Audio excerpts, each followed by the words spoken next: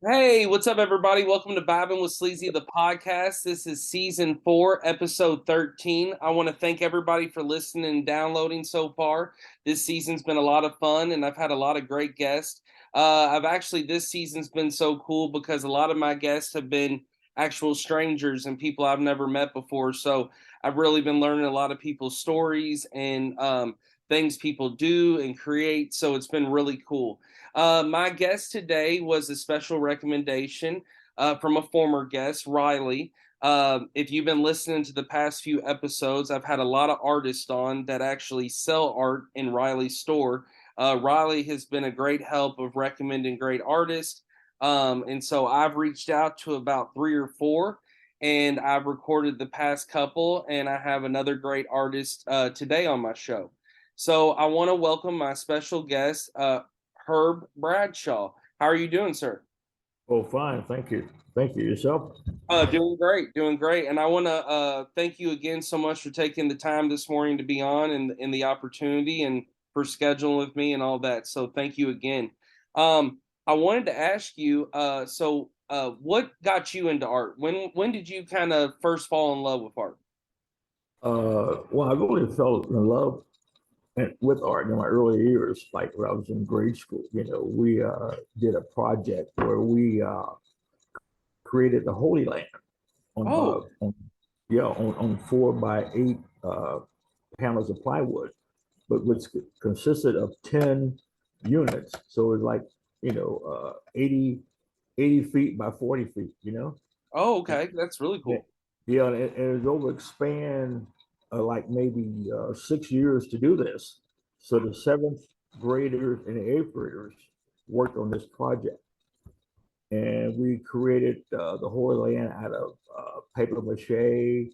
We cut homes out of sponge and created trees out of sponge and color them out, and it was really a great project that got me into art, understanding and loving art, you know. That's amazing. That's awesome, and that's so cool that you fell in love with it at such a young age. Yeah. Um, did you say once you did that project, you started kind of exploring, starting doing things yourself? Well, other than just tinkling around with different stuff and colors and understand how things are constructed, in that respect, But other than that, my next step of art was taking mechanical drawing in school, Oh, just, okay. and other than that, that was my last episode of really actually doing art. I mean, I always loved the color and paint off and on. I did a mural on the wall in my sister's room of the old Stevie Wonder, Oh, out, okay. and just different things. But like I said, that's going back, 30, 40 years. Yeah, no, but that's super cool. So, did you do you feel like what would you say? I like to ask every artist is what would you say some of your favorite colors to use and colors to maybe use in your art or you like to see in art? uh, my colors are bright, like light blues, yellows, soft greens, and uh, the reds, and anything in that brightness of colors I love, Yeah, yeah, those always stand out great. Those are great colors, and I love asking artists that. And to be honest, a lot of artists that have sold art in Riley's shop, they tend to also say that they love bright colors and colors that really stand out, and that's what you really notice, especially when you walk into his store, just how it's so Yeah, bright. it Uh, really. and I was going to ask you, he says Riley was showing me some of your art, and I was looking into you. So you use some cans and like recycled products, correct? Yeah, yeah. My media is beverage cans and wood, and how I got in that was kind of a loop, like I about 12 years ago, I was on a cleanup committee at a family reunion, and I Okay. collected several bags of beverage cans. Hmm. I brought them home, said, "What am I gonna do with all these cans?" And like about 3 o'clock in the morning, the spirit hit me: do art. You always wanted to do art. Yeah. So I just started tinkering with it, making cuts and that, and just trying to some of my earlier stuff I just laughed at because it was just so flat, no character at all. But it was there. The image was there. Yeah. Mm-hmm. And then later on, maybe a month or two later, I was cutting off paper dolls with my granddaughter Emily. We cutting dolls and pasting that. I said, Uncle, oh, wait a minute. And then I overlaid a can for a dress. I said, oh my God, this is it. Yeah. I just kind of fell into it. So I just started tinkering with it and doing it with the different colors and that. And things came about. And then I was at that time, I was like gluing things onto construction paper and framing it up. But handling with glass and frames, you got to be careful in that way. So Yeah. Yeah. so I had taken some things down, just walking around town. I seen this gallery on Market Street, Riverly Gallery. I said, oh. So I walked around there and met a young lady, Bree, I think Bree Bowers. Matter of fact, she's doing Whitwell. She's got her own shop now. But Mm-hmm. I said, I'm an artist. I do things out of can. She goes, well, I don't know. I said, no, they're not airplanes or ashtrays because most guys do with cans. They make little toy trucks, and car boat, toy boats and that. And I said, no, no, no, this is totally different. So I pulled one out of the bag. I goes, here. She goes, oh my God, this is different. You know, okay, we'll try a couple items. So she gave me a shot. And I went back the next week. I said, how did it go? She said, well, you brought in 5 items. We sold 3. So bring some more, So she got me started there. Wow. Congratulations on that. That's incredible. Yeah. And that's a beautiful gallery too. That's an Oh, it's lovely. Yeah. awesome shop. Yeah. So that was a good, so I've been there almost a good, was it maybe 6 years now?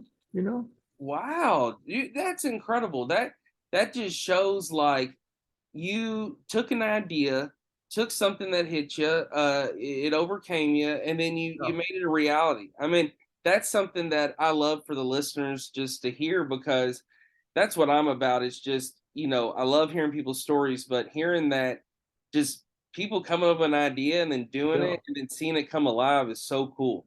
I mean, yeah, I mean, it's just the way, like the spirit led me, like using the colors. I mean, at that time I was using the big K cans because Kroger's had the best colors and that, and just putting those together and just and with the can, I just stress it in a way. I work the back of the can, and so you get the ripples and the movement. And once the light hits that, you move because you get a different reflection. Yeah, and you said Big K was some of the favorite Oh ones yeah, that you like to use. yeah, they had the best colors with us. So I was stocking up big K cans for the longest and liqueur, you know. But Oh yeah, I didn't think about that. Look, they do have great colors. yeah, but now Big K changed their labels last year. They changed their logo. I went, oh no. Have you But found anything kind of closer to the Big K now that they changed the logo? only just liqueur, the blue black, the bubbly, the blue black can. I mean, that's okay, but it's a soft color. It's not as that don't have the luminalized color. You know what I'm saying? Yeah. The big K, but I'm making it work. I have a stockpile, so I'm making it work. Yeah, yeah. No, that's cool, man. And I think too what you're doing as well is like you're also helping the environment stuff. Yeah. You're recycling a product. It's not going to a landfill or on the ground, and you're literally using it to such a beneficial thing. And it's like it's so cool. I mean, to be Yeah, honest, it's really cool how the world works. yeah, I call it trash art, recycle, and it's kind of comical because earlier in the stages, I would see a can on the road, I would hit the brakes and run and get it. Ooh, I don't have that one. Like kind of can collecting. Like, Yeah, hey, right. I need this one, and I need to use this one. Yeah, that's Go, cool. I go like around, that. go around town hustling cans, man. Hey, you see a guy walking down the street with a can. You're like, hey man, how much for that can? I got to have this color. Need that color. Now pick it up. Take it What's home. how much soda do you got left in that can? The guy's like, I got half the soda. Yeah, Chug it, yeah, chug yeah, it. yeah, yeah, yeah. Guys, I give it to you. Hold on, man. Finish that drink. you're like, I'll wait. He's like, okay. He's just Yeah, taking wait, no, sips. yeah, yeah, So no, that's hilarious. So do you feel like with would you say that you kind of manipulate the cans and mold them and different art? yeah, Do right. you do this only by hand, or what kind of tools do you use? No, the only everything is all handmade. The only tool I use is a mustache scissors to cut the can, and I use a style that's, it's like a pointed rod to work the back to give it the character I want. Yeah. And I use sandpaper to highlight the hot spots, to give it the detail. And then I use bread nails and the hammer to tack it to wood. Oh, okay. That's cool. And so you would pretty much I've had a couple artists on. You would pretty much claim yourself as a kind of a self learner with this. Yeah, yeah. I'm all self-taught, and at the same time, the characteristics that I do in my work is a process I created myself. You know, I was almost like, hey, can I patent this? Yeah. But it's a process I work with. Just the trial and error. Redoing a piece, and there. I, since I've been doing this, I have done over at least 450 pieces. Wow. And And how long on average does one of your pieces take? I know there are different sizes and it's stuff, different but stuff. Some what's an items average? I can do in a day, and some it takes 3 weeks. The biggest piece I've done, it took me 3 weeks to work with. Uh, Okay. I did a macaw bird. It was like 2 feet by 2 feet by 3 feet. A nice size, colorful piece too. And I sold it to a gentleman in Atlanta. He purchased that. He seen it online and called me, and then he made the purchase. And right now, like I said, I have pieces all over the country. You the farthest piece I have is in was it Costa Rica. You know, Wow. Congratulations, yeah, brother. we originally got down there because my daughter has friends down there, and she went down and she's taken a piece down there with her, and boom, there it is. I mean, and how does that feel? Like I like to ask creators that's the best feeling about it. How does it feel to know that your art is in so many places? Oh, it feels great. I mean, I want the gallery to know, oh, we just shipped a piece to California, or New York, or Virginia. Says, do you notice people? I goes, no. When they see your pieces online and they make the purchase, so it's a good feeling. And then and it like I said, it's just good to know that people are enjoying what I'm doing. That's the key. They enjoy it. They see the value of it. Yeah, and there is a value. I mean, it's you're making a beautiful art. You're using something unique, and you're creating something. I mean, you're bringing something to life. And to be honest, it's like the older I've gotten, I'm 33 right now, but the older I've gotten over the years, I tend, when I walk into a room, if I'm going to a house or if I'm going to a business or even a place of entertainment, I I catch myself always looking at the art, looking at some colorful, Mhm. looking at the thing that Yeah. stands out before I go on. And and to be honest, it's like I can just see how your pieces would take over a room because it's like, wow, look at this unique piece. And you know, and that's the other thing that's cool about it. It's like it's gotta intrigue a lot of questions and like, Yeah. oh, how'd he do that? And Well, so yeah, that's cool. yeah, because a lot of pieces I do, people can't believe it's a can until you tell them because I may cut out the logo and all you see is just the colors, you know. Yeah. But they think it's maybe some kind of aluminum paint or something. I said, no, no, I don't paint. It's all hand cut. I actually use the colors of the can itself. They go, wow, to take that time to find the specific color that I need and just cut out that area and then attach it together to make one unit. It's, Yeah. it's, it's kind of a unique piece. And it's kind of funny, like you say, you walk in the room, you go, wow.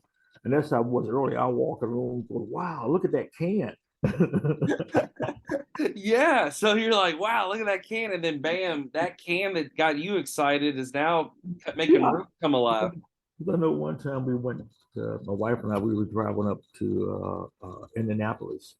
And I walked in the store to get some items. And I go, whoa, the Bob Marley can. They don't make that can anymore. So I bought all. I bought the whole stack they had on the rack. Yes.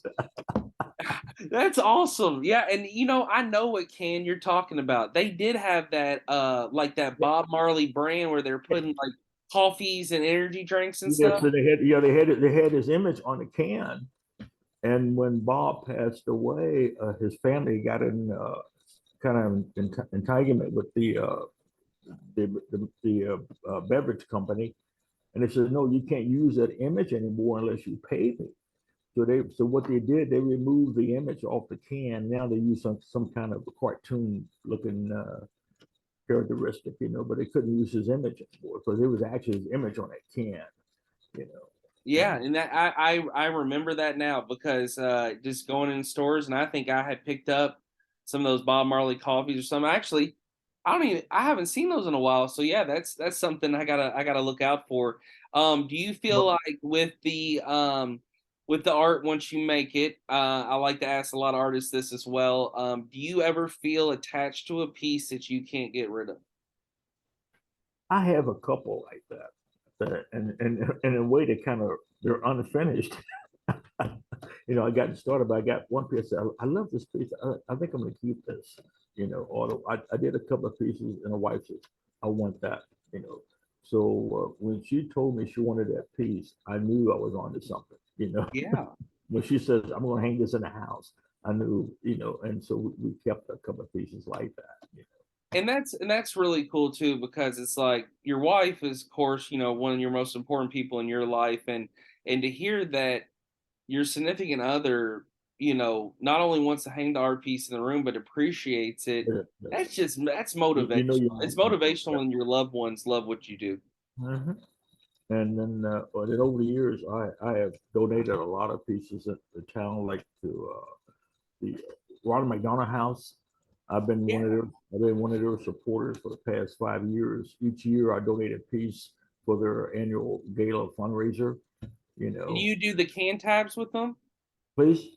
Do you do the can tabs with them? Like, do you donate can tabs? No, I just donated an art piece Oh, that okay, that's awesome. That's awesome. I created, and it's up to my discretion what I want to do. And I go and I bring it down and go here. I said, oh wow. And they always sell where at the gala, that they have each year.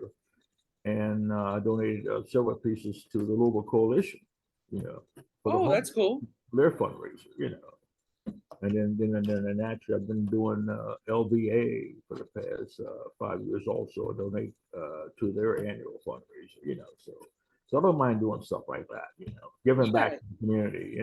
Yeah, you're giving back to the community. You're not only recycling, cans that have been used in the community, then bam, you're giving back to the art community and helping out and doing. I mean, that just shows the true character that you are as a person, and that's really cool. And me hearing that motivates me as an art lover to want to buy more of your art and support people like you. So that's just really cool. That's a super cool part of your story. Um, Yeah. just to talk about those charities, the Ronald McDonald House, just for the listeners listening, what is that charity? That kind of helps out underprivileged families, correct? Yeah, the one not on the privilege, it helps all uh, families that maybe the child may have a specific disease or whatever, Oh, okay. and then what they do, they allow them to come in and practically get the service free. You know what I'm saying? That's cool. One of my McDonald house is like a mini hotel within itself, and the family's got a place where they can stay, feel safe.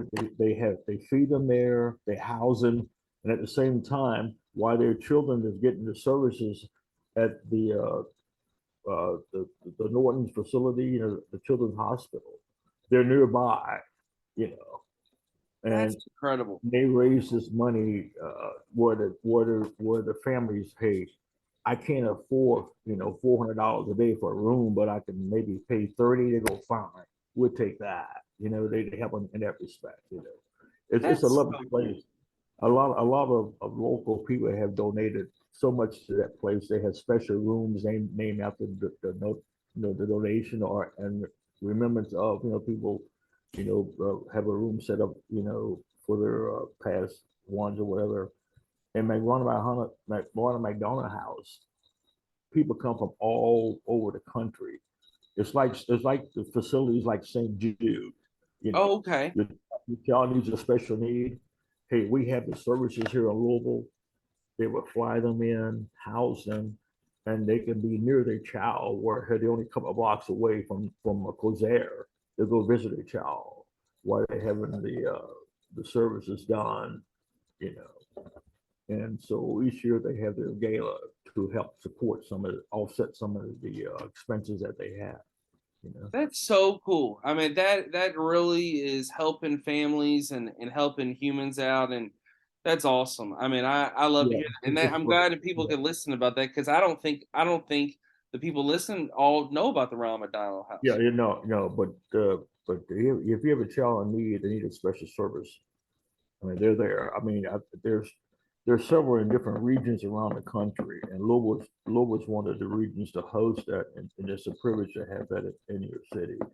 You That know, is so cool. And to be honest with you, I think now that I've learned that from you, I'm after this show recording, I'm gonna kind of look more into that and I kind of maybe see what I can do to help and also just kind of spread the word. I think that's stuff that it's just important. And to be honest, there's so many nonprofits, not yeah, only in the world, but just in Louisville alone. And the way they're growing in Louisville and it's growing in general, it's just really cool to see because it shows there's a lot of people that want to give back, but there's also people that are using these programs and it's saving lives. I mean, it's helping them yeah, continue. definitely. I mean, uh, when we get done, I give you a contact there that she'd be a great person having a show to interview and get an understanding of what they do and what they're about. What they're all about. You know. Yeah, yeah, I would love that. If you want to, we've been emailing you and Yeah, I, so do yeah, that. Okay, yeah. shoot me that over, and I'm gonna also.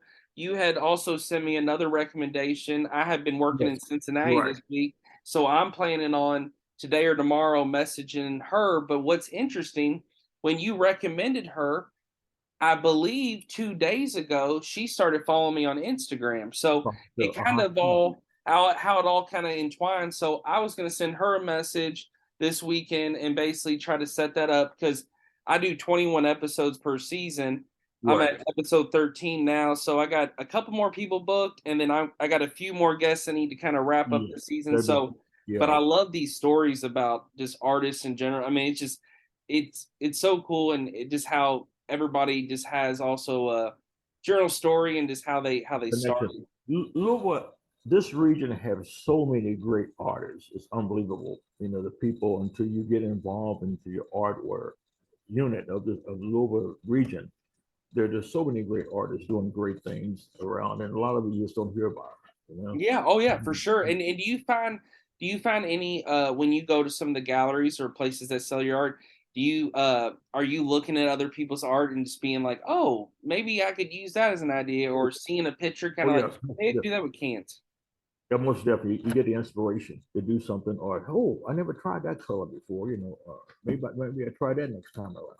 And you get inspired. You want to, I get a lot of inspiration from fashion magazines, sports magazines, things I see on TV. I go, ooh, I hit pause, take a picture of it, and say, ooh, I got to work with something like that. Oh, okay. I Yeah, like when that.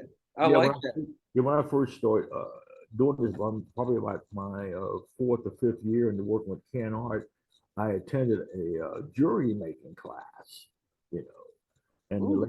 the lady was making handmade jewelry out of silver and brass, and hammering it well and nicking. I said, ooh, I can do that, And you're just using the tools to work the metal to get a different flare, which one, and so that really inspired me too on distressing the metals, and the can to get the look I want, So Yeah, no, for sure. And would you say, do you kind of a two-parter, do you have a goal of a place that you maybe want your art to be where you haven't got it yet? And then kind of second part of the question, is there anything that you want to make out of cans you haven't tried yet? I got a list that it's kind of fun. I guess that there's a couple of things people says, hey, can you make the Eiffel Tower. I go, whoa, you know? Yeah. And I said, let me write that down, you know. But there's a couple of things I started on. I get halfway through and I trash it. I say, it's not working. It's not working, you know. Or I, Oh, okay. or I come back and look at it and say, oh, it's not working. And so I just hang it up. And I used to have, I got a piece of basement. Used to walk by and look at it and just laugh. Say, I got to finish that someday. Yeah, yeah, and that's also something where it's like you look at it and you're like, and Yeah. then 2 years later it hits you. It needs a blue can, or Right, exactly whatever. right. It needs this, and then I go and tack a little piece on it and leave it alone. And say, yeah, it'll be something, yeah. But That's really cool. as far as where I want my art to go, I just wanted to be out there for people to enjoy it, look and say, wow, this is different, and in that respect, I mean, would I be someday in the New York Museum of Art? I don't know, you know, Yeah. but it's out there, and people are tagging on IG and say, "Oh, I love this." It's different, But I guess in the words of my grandson, is he always says, "Papa, I don't want to be rich. I just want to be famous." Yeah, I like that. I like that. That's you know what? I feel like that kind of resonates with me. Like I'm not really big on materialistic or money things, but it's like, yeah, I just kind of I want my podcast to be known. I want people listening, You want the podcast to be known, right? Yeah, and Yeah, that's my goal. That's my goal. yeah, So I want to say, Mr. Bradshaw, you have been an incredible guest. I want to just say personally for myself, number one, it's been a pleasure meeting you virtually. I hope to meet you in person. yeah, I also want to say just thank you for taking the time, but also thank you for what you do for the community and the city and just nature and just in general. A lot of people drank at cans. I mean, shit. I mean, 80% of the world drank cans probably every day. And I right, don't think a lot of people take into consideration of, how important recycling is, how important yes, maybe that can's use can be after usage. So thank you again for all you do with that. Another kind of two-parter for you to end on. I'd like you to tell the listeners how they can buy your art. And then number two, the best way of kind of contacting you if they like to reach out or just yeah, to reach yeah. out to you. Yeah, majority of my art is posted down at the River Gallery on Market Street. That's 742 East Market. They can find pieces there. Then I have the ones at Nataba Coffee House up on Brownsboro Road. Oh, okay, awesome. There's 24/7 Brownsboro Road up there where the old Pizza Hut used to be up on Brownsboro. Up the street from the Dirty Kroger's. Yes, yes, I know exactly where you're talking about. And then I have art at Riley's place. What's Make You Smile up on Bunny Castle. Yeah, so you got it spread out in a few different areas. You got like Nulu, Brownsboro, and then you got Highlands. So you Yeah, got your art all spread out. And then how can yeah. they reach out to you? Well, on Instagram, you can reach me on snip underscore DA underscore can. Snip the can. Oh, I love that. That's really catchy. I Yeah. like that. Yeah. And then that's how most people reach me. Everything I create, I post on Instagram. And I'm going to connect with you on Instagram. I'm going to go ahead and follow you on my two platforms. And then that way, what I'll do is when this episode comes out next Saturday, we're actually recording this on Saturday, June 17th.